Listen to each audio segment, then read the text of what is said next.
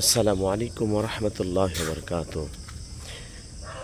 আউযু বিল্লাহি মিনাশ শাইতানির রাজীম। বিসমিল্লাহির রহমানির রহিম। ইন্নাল্লাহা আশতারা মিনাল মুমিনিনা আনফুসাহুম ওয়া আমওয়ালাহুম বিআন্না লাহুমুল জান্নাহ। আল্লাহ পাক বলেন, মুমিনদের জান এবং মাল এর বিনিময়ে, জান্নাতের বিনিময়ে আমি মুমিনদের জান এবং মালকে ক্রয় করে নিয়েছি।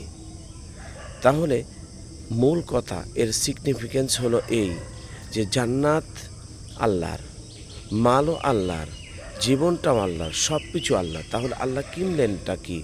আপনার আমার ইচ্ছেটাকে কিনে নিয়েছেন। এই জন্য আল্লাহ বলেছেন, ইন্নাল্লাহা আশতারা মিনাল মুমিনিনা আনফুসাহুম ওয়া আমওয়ালাহুম বিআন্না লাহুমুল জান্নাহ।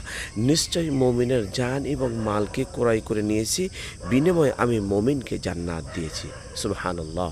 আল্লাহ পাক আমাদেরকে বোঝার এবং মানার তৌফিক দেখ। আমিন।